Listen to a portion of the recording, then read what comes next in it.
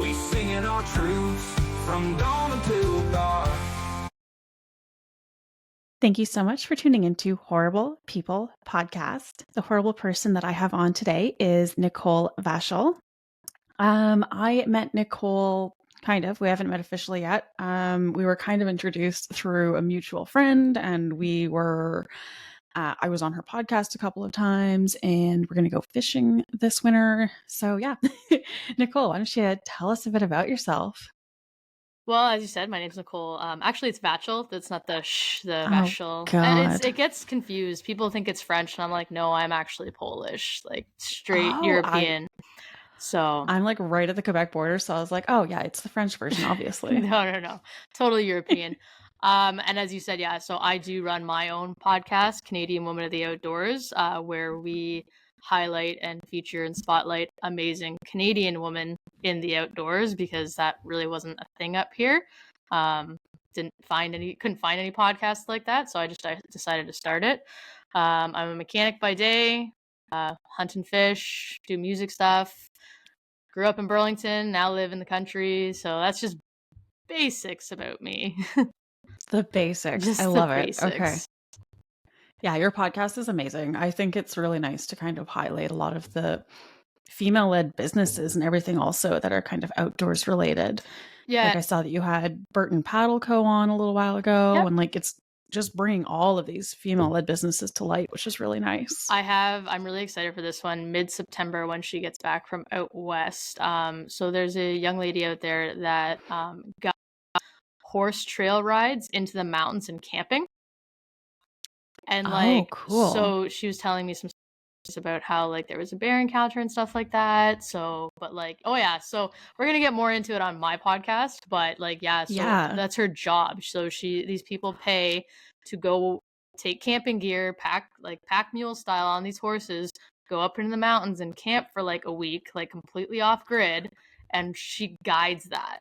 So that's gotta be crazy. That's what I Imagine said. I'm excited to listen to that one. That'll be really fun. I'm so pumped to record it. I was like, I have all the questions. That might have to be like a 2-parter. Like that might be a part 1, part 2. I can totally see that for sure. That's going to take a little while to get through. Oh yeah, because that's just so like I didn't even know that was a thing until I know. Like until Caitlin told me, she's like, yeah, so my barn owner, her daughter does this. You should have her on. And I was like, okay, like that's so Absolutely. Cool. Like that's so cool. Yeah, exactly.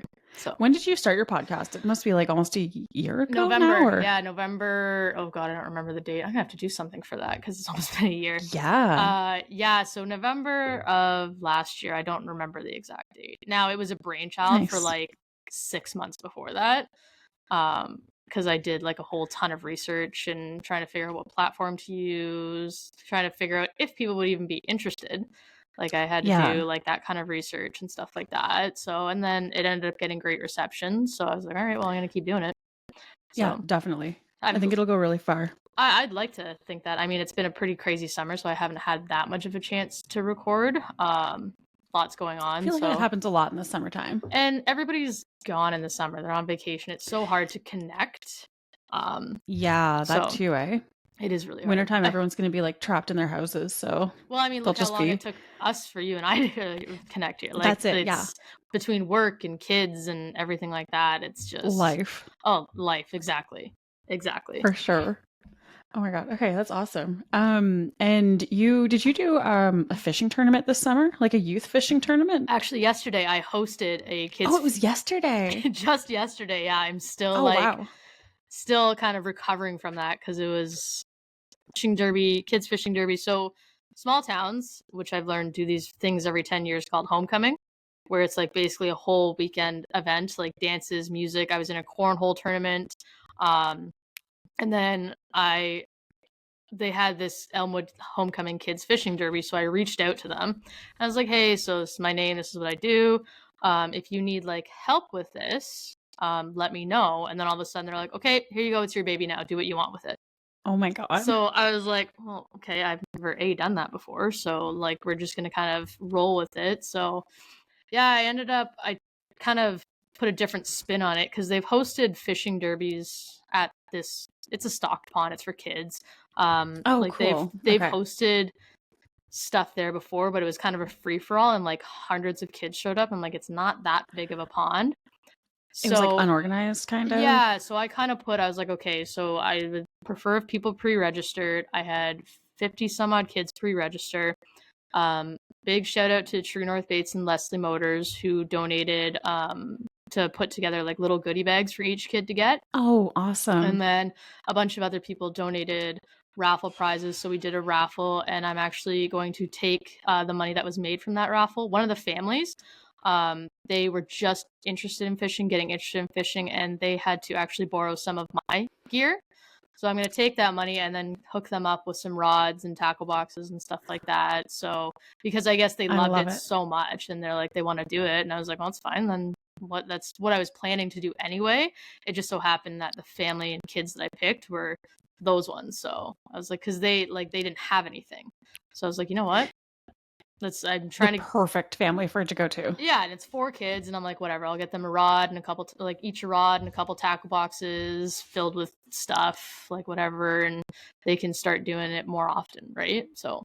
Oh, awesome. Yeah, we need to get more people into it. So it's nice for events like that to kind of open the doors to get them in. Oh yeah, and like we had kids from like all ages. Like the little guy that won the biggest fish, he's only like 4 years old. So, oh my God. Yeah, and he sat there from 8 a.m. So it was 8 till 11. He sat there from 8 a.m. till 11 when it finished, just fishing the entire time. What an attention span. Like, for 4 years old? Yeah. Yeah, exactly. What kind of fish are in this pond? It was just rainbow trout. It was they stocked the pond for it. So we have a bunch of farms in this area. So they just stocked the pond for it. Oh, very nice. Yeah. Okay. That's awesome. Yeah, it was a lot of fun. Now, your main job, because like you do a ton outdoors, but you're a mechanic. How long have you been doing that for? 5 or 6 years now. Nice. Something like that. 2016, maybe more, maybe longer. 2016 or 2017. Maybe it has been longer. I've been doing it since 2016 or 2017. So it's been a minute. Okay. Yeah. It's been a while now. Then. Yeah. For sure. Pre-COVID. Yeah. COVID just feels like that's a whole everything different is longer. World. Like. Yeah, exactly. Everything changed after that. Well, nice. So is that something you've always... Sorry. Was that something you've always been like interested in, or like mechanics or automotive? Fun fact, no. Really? So when I was in high school, I was actually going through my Royal Music Conservatory stuff because I was originally planning on going to school for music because cool. Fun fact, that is actually like my biggest passion. So I was doing all the Royal Music Conservatory stuff, and it got to the point where I was doing so much of it that I ended up just hating it. Like, I didn't want to bring my guitar to, like, family events or, like, the cottage or anything like that. Like, I didn't want to play it anymore because I had to play it so much otherwise. Because, like, if you haven't done Royal Music Conservatory stuff, it's very, very intense. Like, you have to, there's different levels. And like it's classical music, and it is a lot of work. Like, and not only playing, there's also theory. You have to be a certain grade in your theory. So it was just so much that like I just ended up was like, no, I don't want to play guitar anymore. Like I'm doing this, like I don't want to do it for fun anymore. It's whatever. And then that's when I was kind of like, that's probably not a good thing. So maybe I shouldn't do this. Yeah, if you got like burnt out, kind of. Oh, it was brutal. And then I ended up going to school for a double major. This is gonna rock some people's world. I went to Trent University for a double major in biological anthropology and archaeology with a double minor in classical studies and Latin. Like, wow. And I was just like, because I do enjoy that kind of stuff. Like I find it fascinating. I can basically tell you every Greek myth off the top of my head. Like, that's so cool. I know all the because that was kind of my area, like that I preferred. Like the specialization was Greek myth and mythology. Okay. All the gods, all the Roman equivalents with the planets and stuff like that. Like that was kind of, and it's very, very strange, I know. And but then it's fascinating. And then realized that the only real job I could do with that was become a professor if I wanted to actually do something with it, like if you want to go on like archaeological digs and stuff like that, you need a university's backing, and to be a university's backing, you need to be a professor. Oh, fun fact. So you can't just go and you can't just do that. No, you have to get, like, if you're like, okay, I want to dig this because this is my theory, blah blah blah blah blah. Yeah. You have to get funding for that, and how you get funding is you're like, okay, you present the university with a thesis, and they're like, okay, so you're going to come teach for us. We're going to back you, but we get to stamp that our university on it. So I had no idea that's how it worked. I just thought, like, if you want to go dig, you can go to school and just, go wild and not have to teach. You could, but you would just be a grunt. Probably a lot harder. Like, you would just be the grunt. And I wanted to be the one, okay, this is my theory, this is my idea. I wanted to run the show. Yes, exactly. Yeah, that's what I mean. Like, so in order to do that, it's a lot. And I was like, well, I don't really like people, like big crowds of people. Like, I can't picture myself like talking to like 300. First of all, I know what I was like as a student. I was intelligent, but I was very lazy. Like, I would do my papers like the day before and stuff like that. And I remember the one paper I wrote in a day, and I got the highest mark in the class. And one of my friends was so pissed off because she knew, she was with me at the library because she was finishing her paper, and I walked in at like 7 a.m. She's like, oh, are you putting the finishing touches? And I was like, I haven't even started it yet. Kind of. And it was like due at 4, so 7 till whatever 3:30. I wrote this paper, handed it in, and I got the highest mark in the class. And the prof was like, oh, you must have spent a while on it. I was like, yeah, sure. Oh yeah, Yeah, sure. I was so bad for that though. Like, I would procrastinate until the end and then just somehow be able to like whip it up last minute and make it work. That's just how it works. I was the worst for that. So, and I always pulled through. Like, it was never late or anything like that. And then I always got good grades. It's just I was so bad at procrastinating. Yeah, but I mean, hey, if you got the grades and you got it done, well, and I mean, that's all that matters. And under pressure, like, that's, I guess I just thrive under pressure. Like, yeah, so I think so. Me too. So then once you decided that, like, or once you realized you had to become a professor, is that when you were kind of like, okay, I'm gonna go into automotive, or was there still? No, so I was running actually the warehouse at Leon's for a bit. I wasn't sure. I was like, whatever, this is a job, it's paying the bills. I was still living at home, so I didn't have a whole hell of a lot of bills to pay. And I was like, I don't really want to waste any more money. I was doing some music stuff, like just for fun at that point. And I was like, I don't really want to waste any more money until I know what I'm doing. And I did that for a few years. And it was funny, the one day, like, I was doing an oil change on my car because I used to do my own stuff on my car. And I've always been like, I like to work with my hands. Like, I do woodworking as well for fun. Like, I built cornhole boards and stuff like that. So I've always liked working with my hands. So I was doing the oil change on my car, and I was like, okay, wait a second. This is like, there's shops out there.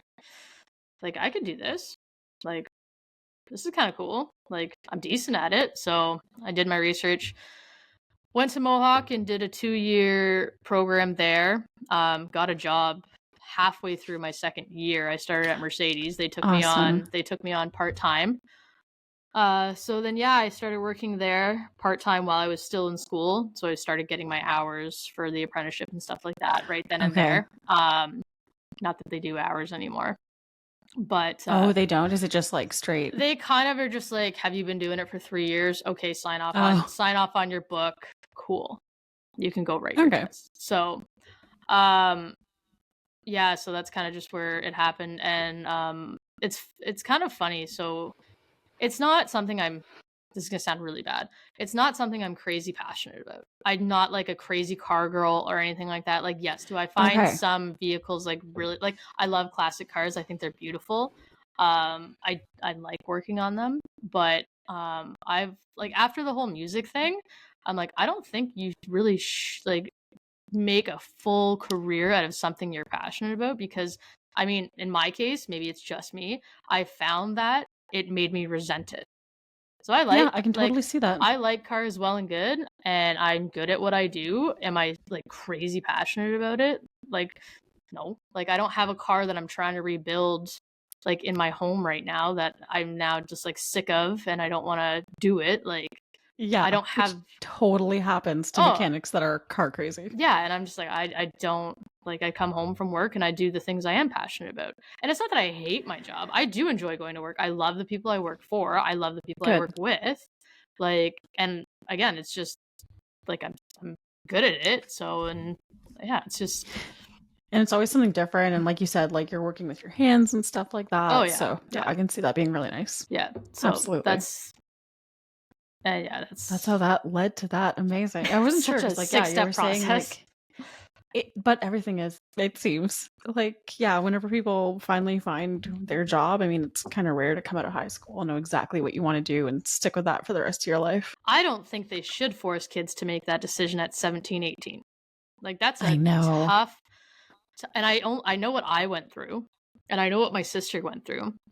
It is such a tough decision. Even like some of my friends that I went to university and stuff with, they're not doing the same thing they went to university for. Most of them went back to college or did something else. Like, yep, and same here. Like, it's crazy. It's crazy. Absolutely. I went to school to be like a vet tech, and I think almost all of the girls I was in school with like are doing something else now, mostly because like the hours and the money aren't the most amazing for what you're doing. Yeah, no, I've definitely heard that about vet tech. A lot of work for I feel like that would be something you have to be like you do have to be passionate about it. Like, it's something you have to love, because it, like you said, it's a thankless job. Yeah, for sure. It's kind of like, and then you have to be able to like put the emotions aside. Well, it's kind of like PSW, ECE, like that kind of stuff. Like, that's true. Like, thankless job. Like Caitlin, she's PSW. She will get the shit kicked out of her by residents and stuff like that. That can be such a hard job. Oh yeah. Oh my god. It's crazy. She's come home with, especially when people are like aggressive. She come home with like a massive scratch down her face. Oh yeah. Oh god. But she can't do anything about it. She has to sit there and take it and still change the diaper or do the change or whatever. Like, whatever she's gonna do. Yeah. Like, I think those people are wildly underpaid. Like, for what they. Oh, absolutely. Like, for sure. It's crazy. For what they deal with. Oh, it's crazy. Yeah, it's nuts. And like, it's a physically laborious job too. Oh yeah. Yeah. Dang. So I didn't realize you did music until like a couple of weeks ago. Whenever I saw a few of your posts, you were like playing guitar and all of that. And I was like, oh my gosh, I had no idea. Yeah, I've been playing guitar whatsoever. And now to find out it's like a huge passion of yours. That's amazing. Over 20 years. I started when I was 5. Do you do like local events and stuff now, kind of? Yep. Or yep. So, oh, awesome. I started playing guitar when I was 5 or 6. Really? Something okay. Like that. Yeah, it's been a long time. Been a very long time I've been playing guitar. Singing probably since I could talk, I was singing. Really? Yep. Fun fact, I was on Canadian Idol. Oh my god, I had no idea. Well, of course, how would I know? The very last season, I think I was 15 or 16 at the time, whatever the youngest one was. And I got cut because they're like, you're just like, I went to Toronto and all that fun stuff. Like, and oh my god. Do you know, like, those shows, again, fun fact, those shows, you have to go through like 3 auditions before you actually see the judges that are on TV. Really? You don't just walk in and see them. So I had to go through 2 or 3 different trailers before seeing them. And is this over like a period of a few days? No, or? It's all in one day. Oh my god. And then it kind of gave new light. So I'm like, okay, because I'm sure most people have seen Canadian Idol and American Idol. Like, there's some bad people on there. Well, that's what I was saying. I'm and like, that's when I was how do they do this vetting project? Yeah, it's for viewership. It's for TV. That makes sense. And like, it's crazy to see, like, I was mind blown. Like, I didn't know until, like, because you wait in line and you do the whoo, whatever, the intro, like, yeah.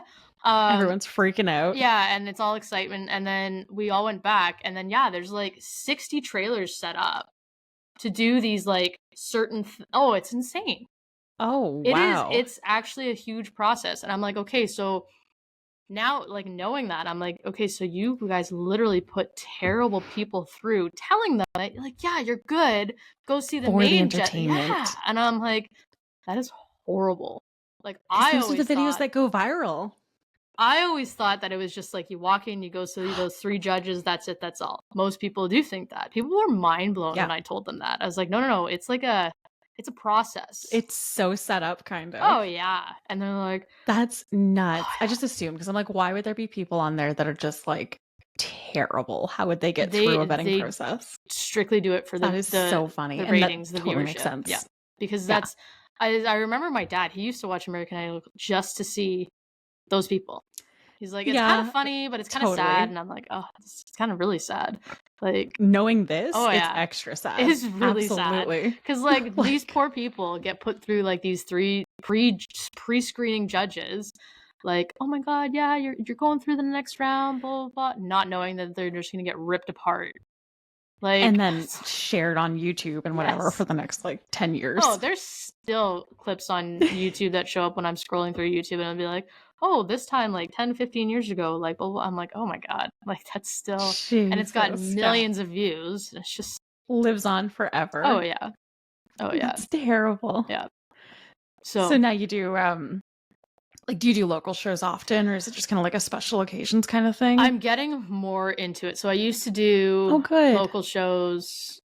So this is another huge story. When I was living in Burlington area, I was in a band. I did band stuff. I did solo stuff, like just my guitar and me singing. Did that. I actually got into like a horrific car accident in January of 2020. Oh wow. So I couldn't pick up my guitar for 6-7 months after that.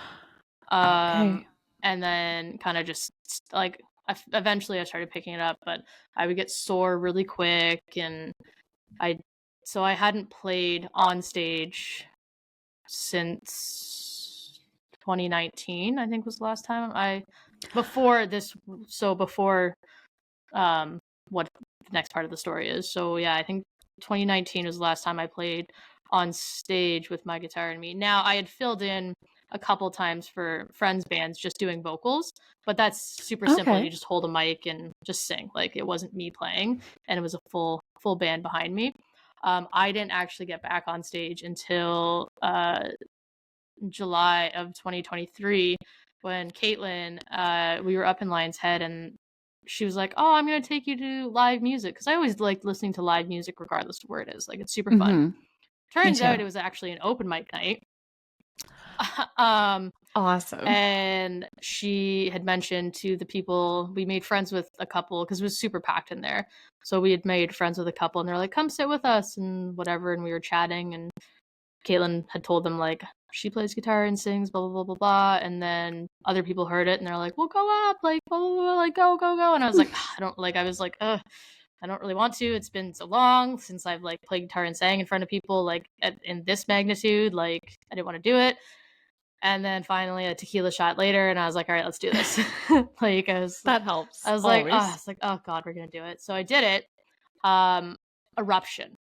Like, the crowd went nuts. They wanted me to keep playing. They actually kind of wanted the open mic night band to stop, and they wanted me to just keep going and going and going. When I did, I think 4 or 5 songs, I got off. And then once like the open mic host band was like finishing, the crowd started chanting my name again to go up again. Oh my God. And then I was like, oh, okay. So I did. And then, so that was up in Lion's Head. And then a gentleman up there, he hosts every year. He calls it Boil a Palooza. His last name's Boyle. And it's like it's a huge event in his backyard because he's got a huge yard. So he sets up a whole stage, and it's from like noon till like 11 o'clock at night of all day music. So he invited me up there to play last year. And it's always September. It's a Sunday of September long weekend. So yesterday I hosted the fishing derby and then went up there to play. Oh my God. Oh yeah, long day. So he invited me. He was at the open mic night, and he invited me to that. And again, like, I went and played in Lion's Head, and everybody went nuts. And from there, a gentleman was there with one of the Legions. He's like, I want you to come play at the Legion. And just people started kind of like hearing about me through the grapevine, and started like, as it goes. Yeah, and then kind of just started booking gigs. Well, let me rephrase that. Caitlin started booking gigs for me because she's kind of she's your manager. Well, she's the one that kind of pushed me back into it. I mean, it wasn't really so much as a push as a tequila shot, but still. Yeah. Like, I was so nervous because I hadn't done it for so long. I was like, can I still do it? Like, And then, so my parents actually yesterday, they came up, they were up for the weekend, and they came up to Lion's Head with us for that. And they hadn't seen me play since 2019. And my dad is actually in tears, like seeing, like he came up to me after with tears in his eyes, and he's like, "Oh my God, I'm so proud of you. Like, it's amazing to see." I'm gonna start crying thinking of it. He's like, "It's amazing to see you like up here doing this and how much the crowd loves you." Like, people were going up to them and saying like, "Your daughter's amazing." Like, we like, it was just, and it just brought tears to his eyes. He went to the owner, he went to Pat after and was like, "Thank you so much for letting my daughter play here." And Pat was just like, "No, Nicole, like, no, Jamie, but like, we love Nicole. Like, we want her up here every year. She's amazing. She's so talented." And again, he's just, and my dad's a man that doesn't cry. Oh, Like, really? The last time I seen him cry was when he put his like beloved lab down like over 20 years ago. Like, that was the one and only time I've seen my father cry. And he must have been like unrealistically proud. Like, and even my mom was just like, okay. Like, my mom was super happy too, but like she was kind of like thrown off probably. Yeah, she's like, okay. Like, but so yeah, that was really cool, like all that. And now I just do, like, I also do pubs, you know, the pub scene, bar scene. Sweet, like, go around there. I like that. I host an open mic night in Hanover, like one at the town over from me, once a month in the winter months, not in the summer, because up here everyone in the summer goes to their RV trailer parks and stuff like that. And I usually so I will play at the trailer parks or the RV parks on Saturday night sometimes. So, because there's that's awesome. There is a ton of them around here, like a ton. So that's where most of the people go during the summer, on their Saturdays, which I would too. That's like, yeah, absolutely. Like, if you got it. So usually, like, we're starting it back up. We're actually I'm hosting a massive like Halloween open mic night bash, because we're going to start it back up in October, because we usually do the last Saturday of the month, and the last Saturday of September is duck opener, so I will not be here for that. Good. Okay. Like, so I was like, October we can do it. And it's kind of cool because it's Halloween too, so we'll do like a big costume contest and open mic night and music and fun. That'll be so fun. It'll be a great time.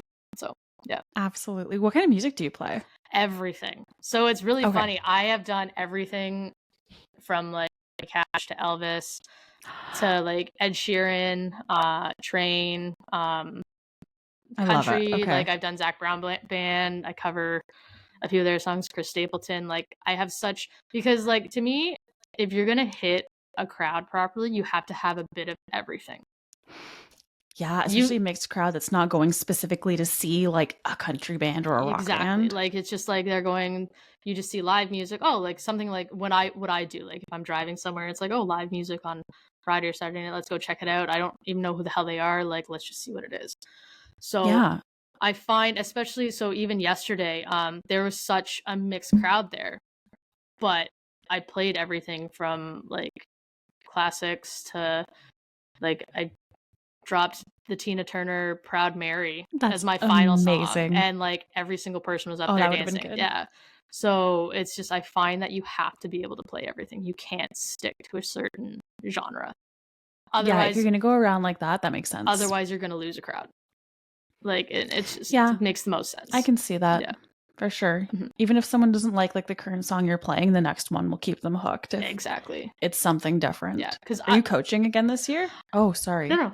I'm undecided on that yet, because with my pod, like, I would it sounds like you have so much going on. Oh, you have no idea. It is just there's stuff I can't even talk about on this platform. Amazing. I would like to. I do quite enjoy coaching, especially because my little guy too now has expressed interest in becoming a goalie. So cool. Which is what I played.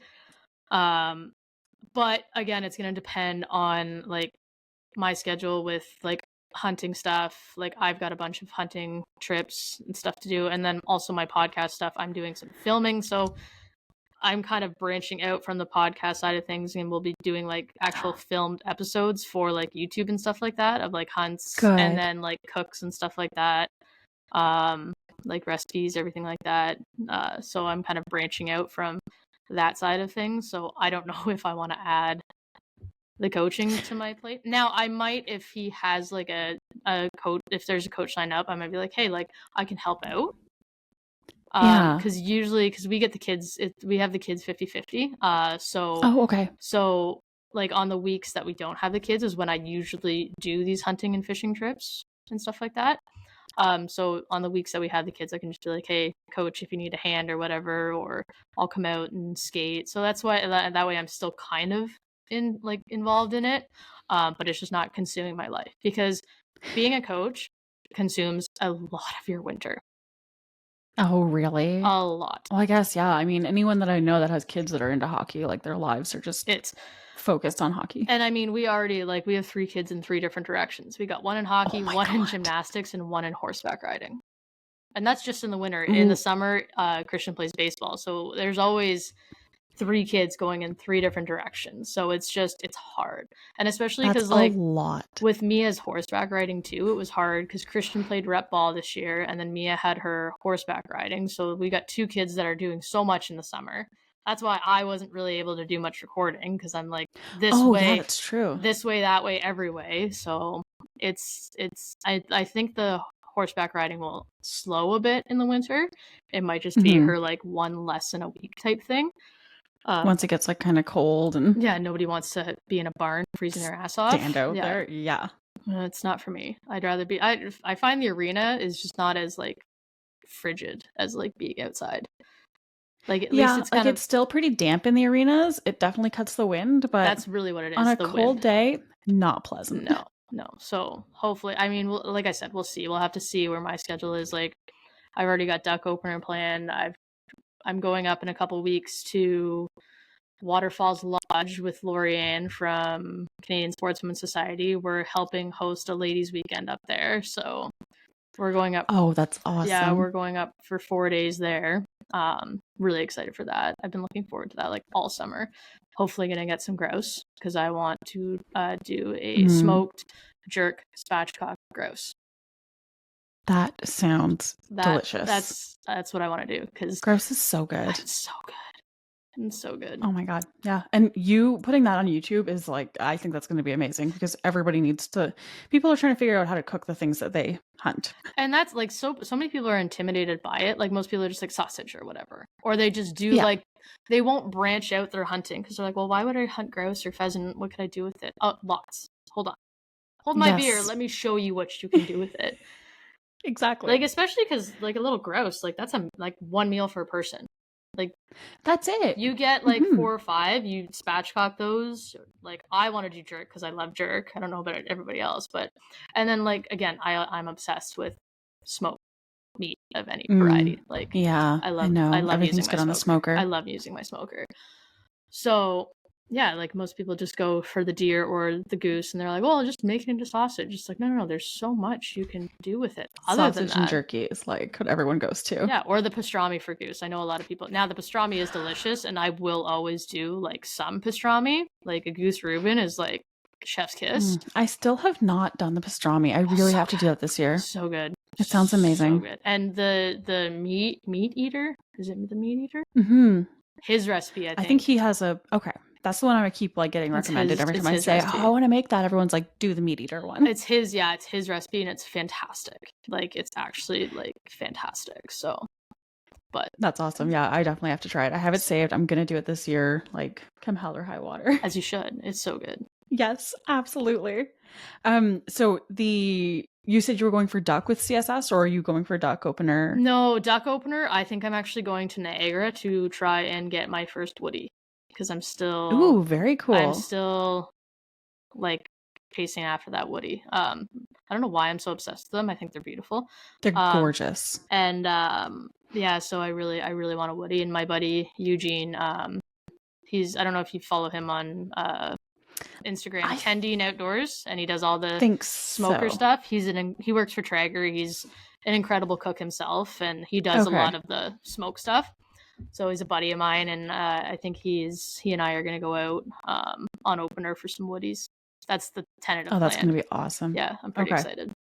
I'm pretty excited. What other hunts do you have like planned this year? I'm doing one with the Decoy Daddy. Me and Eric actually went to high school together, and we kind of reconnected at the Sportsman show when I went over to chat with him. And he was like, I recognize you. And I was like, I'm like, where'd you grow up? And oh, you didn't realize before that? No, we were like we were kind of, because we both have changed since high school. Like, I need to bring on the yearbooks and just compare the pictures. Like, but yeah, so he's also younger than me, so it was not like a huge. Oh, you weren't like in classes or anything? It wasn't like I seen him every day. I just knew, like, I knew of him. Okay. Well, once I figured out who the hell he was. And then, yeah, so I was like, where'd you grow up? Burlington. I was like, hey, me too. Like, high school, MM? He's like, yeah, MM. I was like, okay. So, yeah. And then, sure as shit, when I went to go check my yearbooks, there he was. And I was like, oh my God. So me and him. Oh, that's nuts. Me and him have been chatting a lot. And, like, because he's got the new, like, silhouettes in Canada, the Decoy Daddy stuff. You have the Daddy hook. That thing is yes, I have the Daddy brilliant. hook and the Dirty Dozen. Yes, yeah, I've got the silos too, but that hook is fucking brilliant. I know. I set them up in my yard and I was just kind of like playing with it to see how it works. I'm like, oh, I can't wait until I'm getting a second one, just so it's gonna just be like boom, boom, boom, boom, boom. Like, it's yes. Can you imagine? It's both hands. It is a game changer. Like, I got it in orange because I know I'm gonna drop it out in the field and lose it. That's exactly why I got it in orange too. I was like, I am going to drop this and break it. So Thanksgiving weekend, I think I'll be, because I'm going down to Burlington anyway for my family for Thanksgiving. So I think we'll end up hunting this Saturday. Then I'm doing Canadian Huntress. She's hosting a ladies hunt. I'm going up there to actually cook and help guide it. So, oh, very cool. Yeah. What kind of hunt is she doing? She's doing a goose hunt. Goose, yeah, awesome. So it's a goose hunt up in I think it's Kingston area, just past Kingston a little bit. Nice. Not too far from me. No, so I'm going to be cooking for that, and then help, like, with the setup, takedown, guiding, like the calling and stuff like that. It'll be me and another guy that are kind of doing the work for it. Okay. So cool. That'll be new for me. More work, but yeah, I'm kind of looking forward to the other end of the hunt. That'll be really fun. Yeah, so I'm kind of looking forward to that. And then there will probably just be, like, obviously deer hunting in there somewhere, pheasant hunting in there somewhere, grouse. Like, we have a ton of grouse on our farm property, so, like, that'll be awesome. Doing that, Absolutely. rabbit, squirrel with the kids, because the kids love rabbit. So, oh, really? Good. Okay. Oh, they love it. I know a lot of people that like don't like it for some reason, but so I think it's just kind of how it's cooked. She was 4 at the time, so we were like, and they want to be involved in it. We're like, okay, I love that. Me and Mommy are gonna go walk the property and see if we can get anything. So anyway, we're walking the property last year, and she was 4 at the time. And I was trying to get Caitlin on something because she hadn't harvested anything yet. So we're walking the property, couldn't find any grouse, whatever. We're walking. Finally, I see a rabbit, and I'm like, Caitlin, there's a rabbit.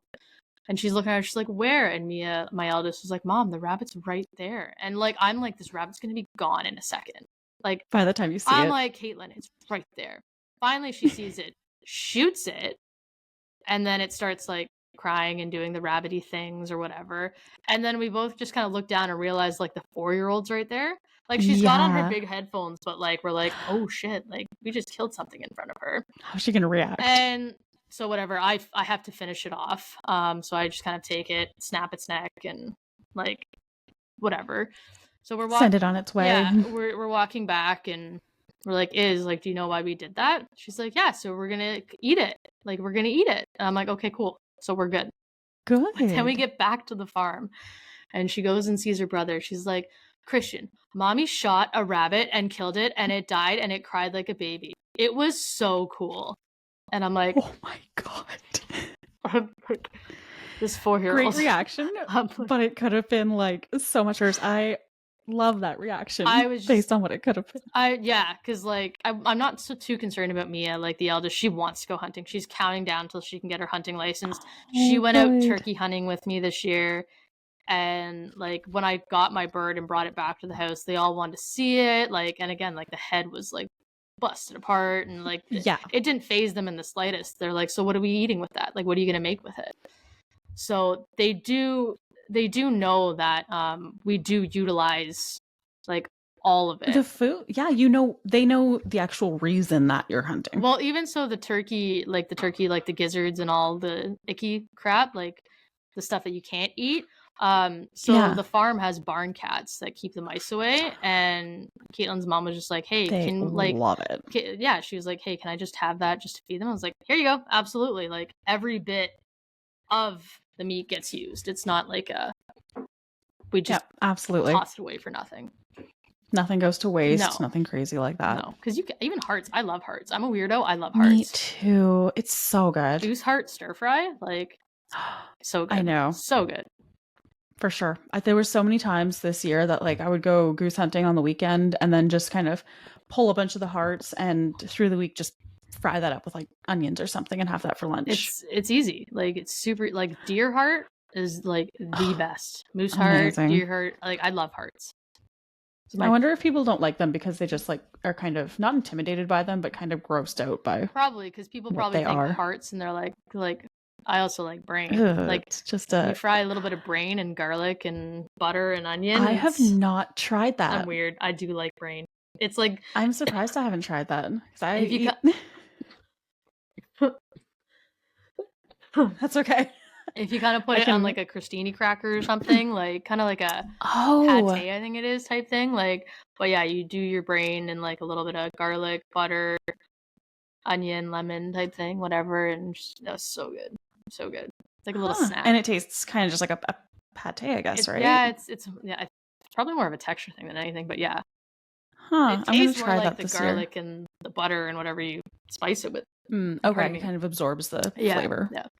But again, I'm weird. That makes sense. No, that sounds good. I eat all the weird things, so I like that. I'm kind of, I should. Again, I'm European. I'm European. Like we used to eat pig's feet for God's sake. So, yeah. Have you done the pig's tongue? No. Pickled pig's tongue? No. I've done an eyeball. Really? It was the most mortifying experience of my life. I feel like it would just pop in your mouth like a gusher candy. Oh, it was so. When I was growing up, my sister, her hockey team, one of the dads always had like a pig roast every year. Okay. So we go there, and one of the hockey dads is like, "Hey Nicole, like I'll give you $100 to eat the eyeball." And I was going out later that night for a friend's birthday, so I was like, "That $100." I was like, looking real I'm good. a 19, 20-year-old university broke student, so yeah, I'll take that $100 and go pay my beer for the night. So anyway, love it. I do it. And as you said, the first chomp, it like squirts right to the back of my throat. And I had to, I literally was like, swallow, swallow, chew, chew, swallow, get it all down. 100. I lasted like all of 2 minutes and I was like, okay, well, I'm going to go get ready. Bye. See ya. Get in my car, drive literally around the corner, door open, and just gone. Oh. It was the worst, but I got the $100.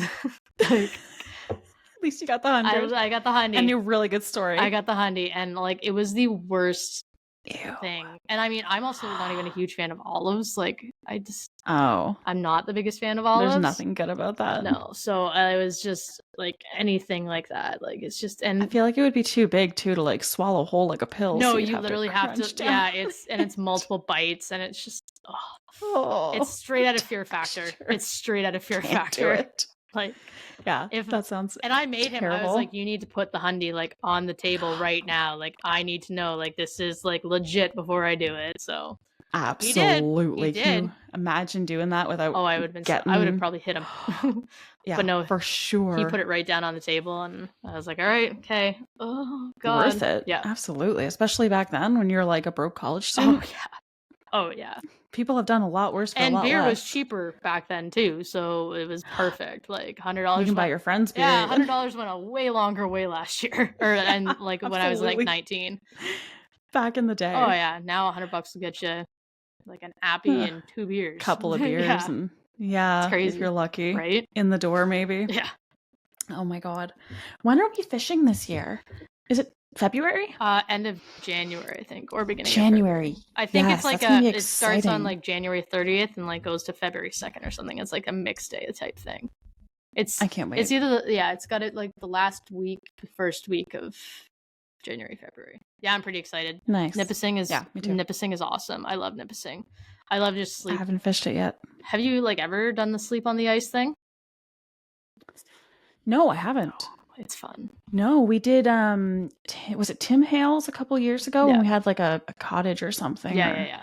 like an Airbnb kind of deal, but I haven't done the sleep on the ice thing yet. It's definitely a lot of fun. And it's kind of cool because you can like literally just keep your rod in the water the entire time. Or if you're like me, you throw a tip up in, and because I usually like for that kind of stuff, I will throw a tip up in. Throw a bell on it. Well, yeah, overnight. And that's happened before. Like bell went off and caught a nice walleye in the middle of the night. So that's freaking awesome. I cannot wait. I'm so excited. It's a good time.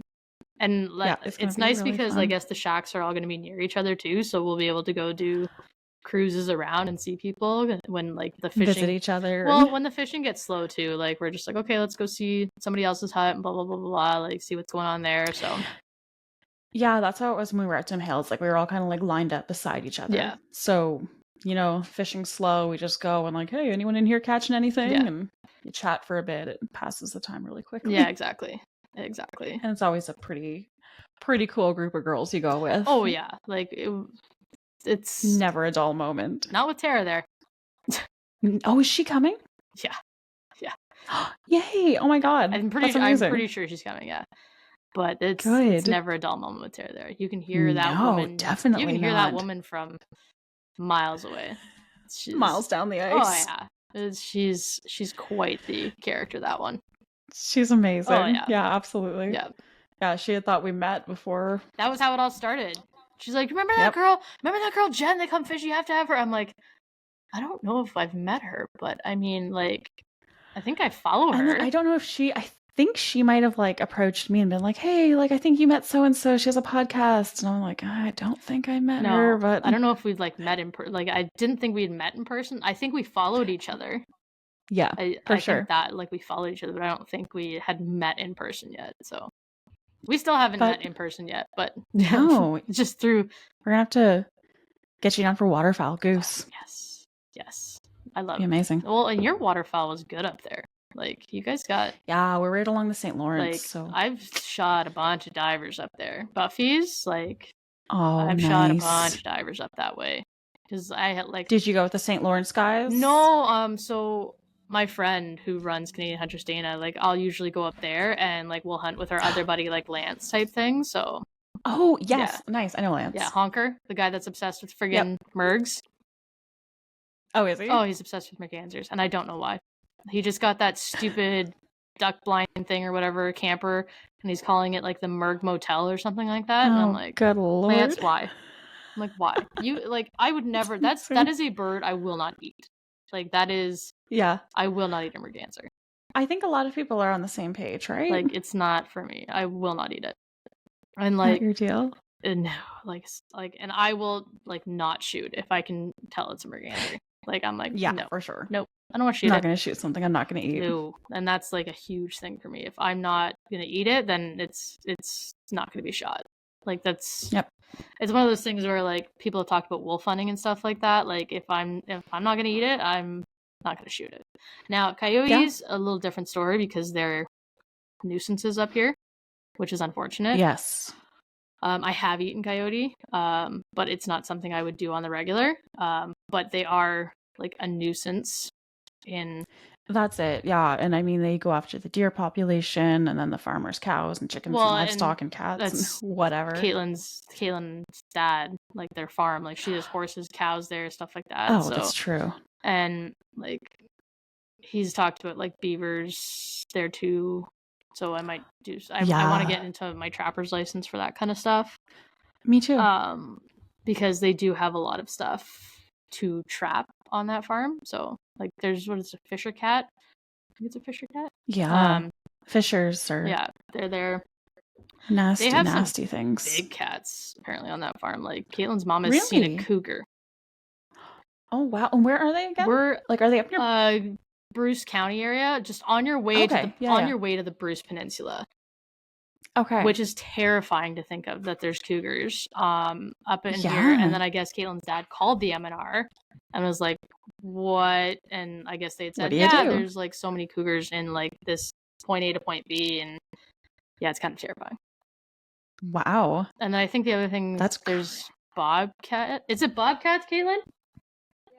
Bobcats. There's apparently bobcats around here too. Oh, they're gorgeous though. And I haven't heard one yet, I don't think, but Caitlin and Mia were trying to find the horses one night and heard something, I guess, that probably was a bobcat. And Mia took off and left Caitlin alone. I was gonna say, don't they have like the scariest? That's what I heard. Sound or cry. Yeah, it's that's what I've heard. I don't think I've heard one yet, but I've heard like the coyotes are like sometimes at night when we're down at the campsite at our at our trailer, and we hear the coyotes late at night. That is a little crazy. I'm like, we should probably go inside with the dogs. Like, Oh yeah, if there's dogs. Well, and like it's a loud pack. Like.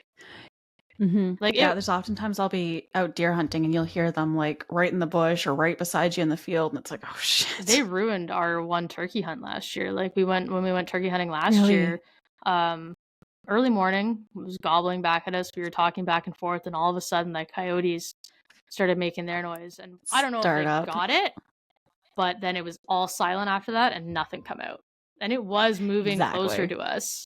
Like it was gobbling closer and closer, and then nothing ever came out. And after those stupid coyotes went off, silence. And I was like, it was probably gone so fast. Yeah. Like they are, especially when there's like a pack of them. Yeah, they sound crazy. Yeah, it's pretty insanely loud. Oh yeah, wow. Yeah. Well, I'm so happy we were finally able to do this, and yeah, I cannot wait to go hunting and fishing and like actually hang out, actually hang out. Yeah, like meet face to face, like legit. Yeah. It's gonna be weird. We've had like so many conversations by podcast and stuff. I know, and like through text messages, like like I feel like I know you. Like, exactly. Trading recipes. To be the way it goes. Trading recipes and stuff like that. Like after like the wild edibles that we all harvested. Like, did you get any puffball mushrooms? I thought I saw that you had no harvested some. Maybe it was someone else that I saw. No, I would love to, like puffball parmesan, like I posted on your thing. So good. Yes, like that's what you had said. Treat it like because I've gotten puffballs before, and yeah, you just treat it like a chicken parm, but like do like a puffball parm. Oh my god, so good. That sounds amazing. It's so good. Like the texture and the way it like absorbs the flavors and stuff. Yeah, that would be really good. I'm gonna try that. You should. And then let me know how anything on the. Yeah, I will. Yeah, for sure. Well, thank you so much. Oh, and actually, before we go, if you want to plug where people can find you and your podcast and everything, that'd be amazing. So my personal Instagram, where you'll see a lot of hunting and cooking, is The Huntress, or at The Huntress Chef. So that is my personal Instagram, where it is a lot of like my hunts, my fishes, what I do with the game I harvest. My podcast / show or whatever, however it's going to go, is at Canadian Woman of the Outdoors, and that's on Instagram. On Facebook, it is also just Canadian Woman of the Outdoors. On YouTube, it's Canadian Woman of the Outdoors. Really simple. So simple. It's so easy to find you that way. And totally worth like the follow and the listen and everything, because you share tons of stuff for like, just getting outside and learning how to take care of your own food and everything, like prepare what you harvest. So I love it. Yeah. It's awesome. Cool. Well, thank you so much. Well, thank you for having me. I'm really glad we finally were able to sit down and connect. Yeah, me too. Yeah. Absolutely. Yeah. Looking forward to ice fishing. Oh, I can't wait. Yeah, and we definitely need to plan a hunt or something.